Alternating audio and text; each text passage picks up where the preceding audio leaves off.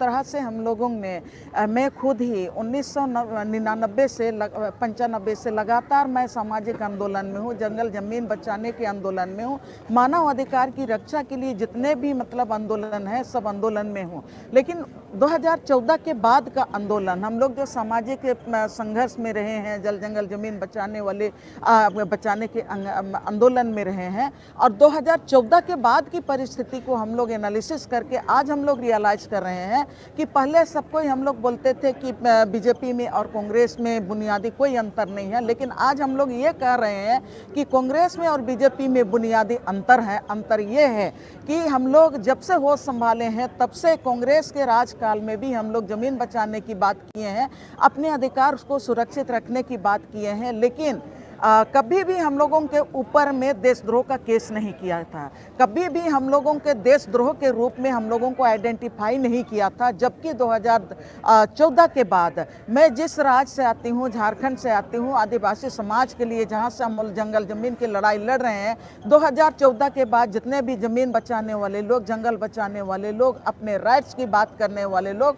संविधान की बात की रक्षा की मांग करने वाले लोग, हर किसी को भारतीय जनता पार्टी देशद्रोह करार दे रहा है और हर किसी को राष्ट्र विरोधी के नाम पर कभी भी हम लोगों ने अपने लाइफ में देखा नहीं था कि देश सामाजिक आंदोलन करने वालों को देशद्रोह के नाम पर जेल में डाला जा रहा है। लेकिन 2014 के बाद, मोदी के आने के बाद, पूरे देश में जो भी आदिवासियों के हित की बात करता है, दलितों के हित की बात करता है, आदिवासियों के हित की बात करता है, चाहे तो लेखक है, चाहे तो साहित्यकार है, चाहे तो आपका एक्टिविस्ट है, हर कोई आज देशद्रोह के नाम पर उनको जेल में डाला जा रहा है। उसमें मैं फादर स्टैन स्वामी के साथ 16 और 15 लोगों की बात सबको जानते हैं। जिस तरह से फादर स्टैन स्वामी भी एक मानवाधिकार कार्यकर्ता थे और उनको जेल में डाल के उनको मार दिया गया। और हमारे झारखंड में 10 गांव को ये पिछले हमारे झारखंड में सरकार थी, रघुवर दास, भारतीय जनता पार्टी की सरकार थी। उस समय किस तरह से हमारे 10 गांव के ऊपर में पत्थलगड़ी के नाम पर जब हमारे लोग अपने हक की बात करने लगे, तब उन्होंने, भारतीय जनता पार्टी ने 10 गांव के ऊपर में देशद्रोह का केस लगाया।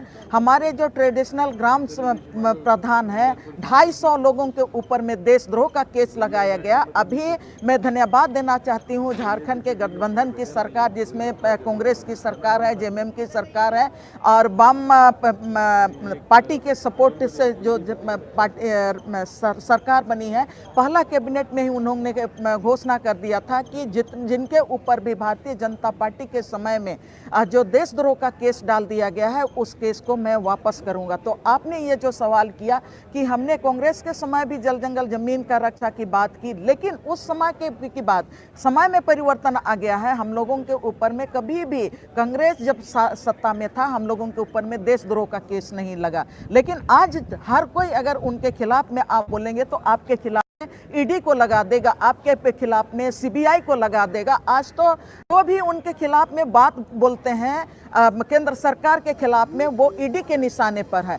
ये भारत की बात, हम लोग ये ऐसा भारत के लिए हमारे लोगों ने नहीं लड़ा था। ये एक विचारधारा के लिए लड़ते हैं। ये आम बब्बर शेर नहीं है कि किसी भी चीज के लिए लड़ जाएं। ये विचारधारा की लड़ाई लड़ते हैं। ये लड़ाई कांग्रेस और बीजेपी के खिलाफ नहीं है, इनके बीच में नहीं है।